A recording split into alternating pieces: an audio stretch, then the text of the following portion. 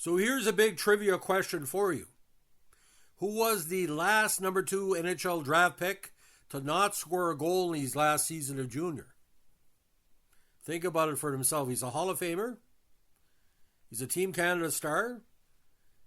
He's been an executive. He's been a top player for numerous teams in the league, and an all-around great guy. It's got to be Brad Park. Now, the 6-foot, 190-pound defenseman played his last OHA season with Toronto with 14 assists in 33 games and 48 minutes on penalties. Drafted second overall by the New York Rangers in the 1966 draft. He also played for the Toronto Westclares, an OHA Junior B squad during the 66 season. Now, throughout his Hall of Fame career, Brad Park was often in the shadow of the legendary Bobby Orr. In any other era, Park would have been the best defenseman of his generation. Amazingly, he and Orr might have been Bruins teammates for many years as Boston had used their number 1 overall pick on Park in 1966. He was clearly the top player available in the draft and expected to be taken first. However, as Park explained in his autobiography, the Bruins organization ignored the advice of its own scouts to use their number 1 choice on marginal NHLer Barry Gibbs, who was playing on a junior team sponsored by the Bruins. That team policy of favored Boston-affiliated junior players cost the Bruins a chance to have Park and Orr together in their prime.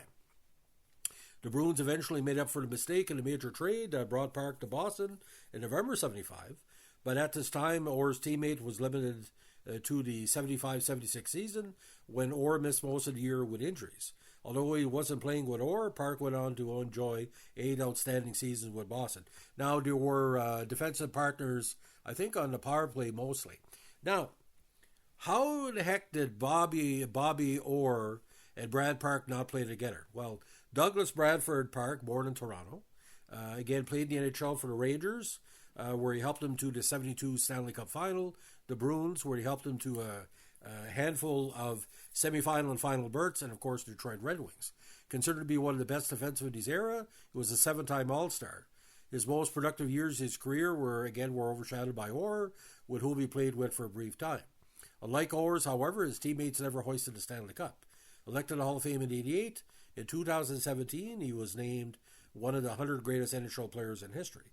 Now, as a youth, he played the 1960 Quebec International Pee Wee Hockey Tournament with the Scarborough Lions, and was a member of the Junior B Toronto Westclares in 64-65 and the Junior A Toronto Marlies from 65 to 68.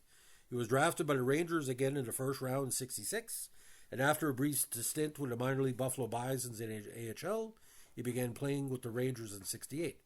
Now, we're just going to talk about his time with the Rangers in the podcast because it's interesting to gauge how better New York was him in the lineup.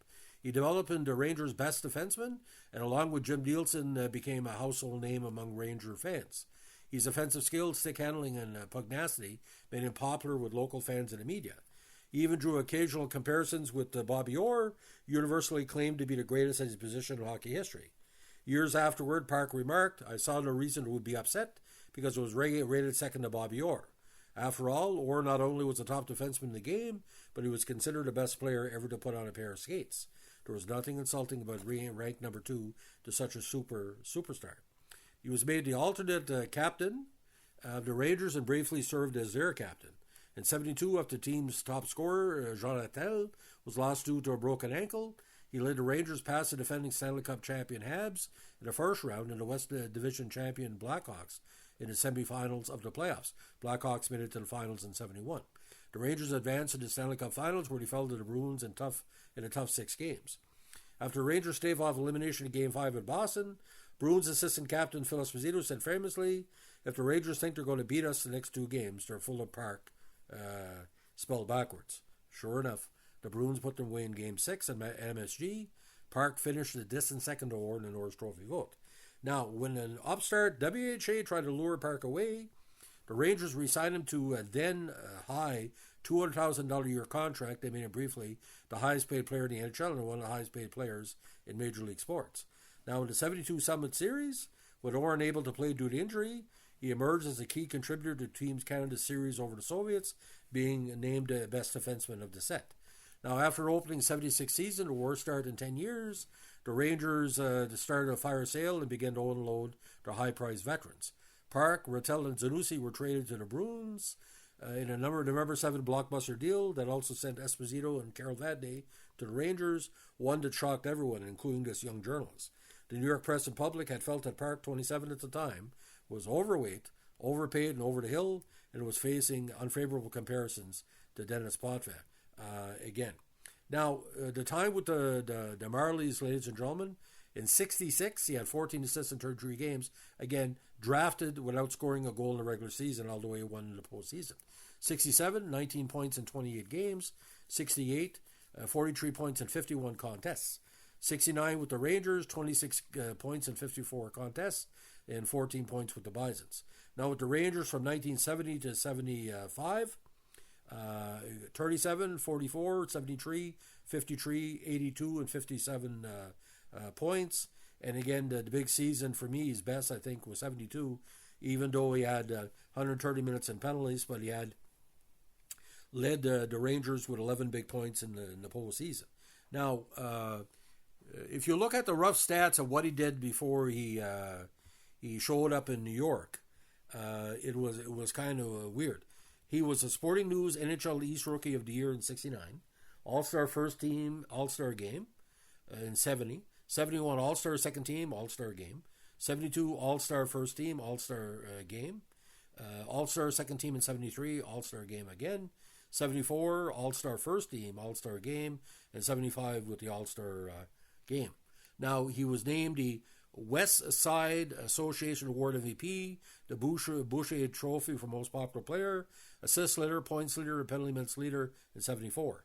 He was Rangers captain in 75 and held that until November 7th, 75. New York Ranger records: most career hat tricks by a defenseman, most hat tricks by a defenseman in one season, most assists rookie in the game, most points by a defenseman in one playoff game, most power play goals in one period of playoff contests. Now, again, he won the Memorial Cup in 67, and all the great thing happened. He became the first Rangers defenseman to score a hat trick when he did it in a 6-1 win over Pittsburgh on December 12, 71, then scored his second career hat trick against Pittsburgh in February 1972. When he was the highest paid player in 72 in the NHL, he had signed with the Rangers for $200,000, I think, US. Now, he set the Rangers single-season records all over the place, and he became the first defenseman to lead the entire Rangers team in scoring with 82 points in 74. Now, ironically, ladies and gentlemen, he was selected by the Ottawa Nationals in the 72 WHA draft, the first ever WHA draft, in February 72, but unlike Cheevers and some other key players like Sanderson, he didn't jump. He also ran a hockey school with Rod Gilbert during off-seasons of his playing days in New York. Now, he also became the first defenseman in NHL history to score hat tricks in the same season in 72. Now, he was a 6-time runner-up for the Norris to set an NHL record that still stands. Now, ironically, one of the big controversies had to do was almost like a ball forward type book. In 1971, he co-wrote Play the Man with Stan Fischler. The tell-all book caused friction around the league since the behind-the-scenes look at his life took some critical shots at other NHL players, including Boston Bruins superstars Phil Esposito and Bobby Orr, and ironically was eventually traded to Boston. Now, a big supporter of different charities, especially cerebral palsy patients, which he did quite frequently during his playing days.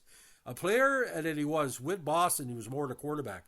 Well, with the Rangers, he was sort of like the only kind of elite superstar that they had, although he had good Ranger player. Rattel didn't put up superstar play until he ended up pretty well in Boston. And the Rangers of 1972 with Vic Hadfield and Gilbert and all that were good, but Brad Park was the guy that stirred the drink. And it's kind of weird as this went along, ladies and gentlemen, a lot of the Rangers prospects ended up in Boston, including Rick Middleton. But I still say he should have jumped to WHA, but you pay somebody $200,000 to stay. He was only maybe worth $150,000. But you have to remember, I think he was making more than Reggie Jackson at the time, which is mind-boggling when you think about it. For a guy who never won a Stanley Cup, he made a lot of money. Now, when he left Boston for Detroit, that's another story altogether, because he ended up getting paid $700,000 for his last 2 seasons, so he usually went to where the money went. And I had a very good interview with him at a 2010 Boston Bruins alumni game in Woodstock. And let me tell you, very cerebral guy. And like I said, Team Canada 72, just tremendous. So, ladies and gentlemen, if you like Brad Park, especially with the Rangers, this is all about Parky. If you like what you're doing here with our vintage NHL podcast, let us know with a like, comment, subscribe, or share.